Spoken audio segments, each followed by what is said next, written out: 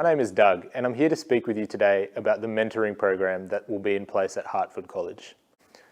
So first of all, a little 101 about what the mentoring program actually is. Once your son is enrolled at the college, they will be allocated a mentor. A mentor is typically a teacher at the school who, beyond their role as a teacher, has taken on the mentoring responsibility as an additional professional task. The way it works in practice is that once every 2 to 3 weeks, a mentor will catch up with your son for a 15 to 20-minute discussion.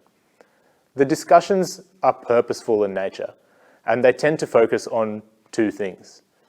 Firstly, your child's academic performance. That is your child maximizing their potential at school? That doesn't necessarily just mean results. It means work ethic, it means study practices, and it means attitude. Secondly, the catch-ups are there to keep an eye towards your son's overall character development. That's at school, on the sporting field, in their extracurricular life, at home. Over the years, it's the frequency of these catch-ups that build a rapport and a comfort that makes it a comfortable environment for your son to share openly his struggles. Whilst at the same time, it creates a license, so to speak, for the mentor to give your child valuable and meaningful feedback around how they can improve. It's the continuity of these catch-ups where the magic happens. A mentor can provide you with a credible second opinion that you otherwise wouldn't have had. So all parents have blind spots, even the best parents. And it's really easy to see the blind spots of others, but it's often really difficult to see the blind spots of yourself. And the mentor can help provide you with this insight.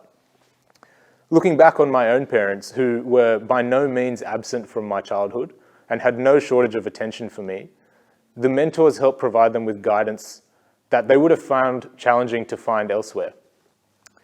One example, before I joined Redfield, I used to have a TV in my bedroom, and I used to spend a lot of time playing games, watching TV, so forth. After my parents had their first mentor meeting, I came home from school and the TV was gone. And it was because my dad raised with the mentor that he thought I wasn't spending enough time with the family at home. And the mentor was able to reply pretty quickly and say, why don't you just take the TV out of his room? It's a simple insight, and it would have been easy for others to see, but my parents wouldn't have got there on their own. The mentor will help you find the TVs in your child's life. The second benefit, they give you eyes where you wouldn't otherwise have them. I'm sure often you drop your children at school and you think to yourself, I wonder what they're doing when no one is watching. The mentor is there to be able to watch and be those eyes and ears on the ground. I remember finishing an exam once, and I came out and had a catch up with my mentor, and he asked me how it went. And I said to him, I killed it. I smashed it. It was one of the easiest exams I've ever done. And he very quickly replied to me, why don't you just wait for the marks to come back first before you say things like that? And I was pretty annoyed, but then as it always is with these things, I didn't do as well as I thought. And then it clicked for me that he was trying to teach me a lesson in humility and not counting your chickens before they hatch.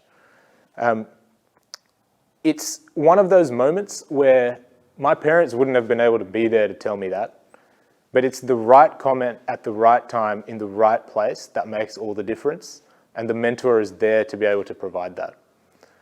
The final benefit I'd like to touch on is the nudge in the spiritual life that a mentor is able to give. So as parents, it can often be really difficult to keep on top of how your child's spiritual life is going. You can take them to Mass on Sunday, but that doesn't necessarily cut it. The role of the mentor is to also help translate your child's faith into actions. And they'll often ask the pointy questions to try and make this happen.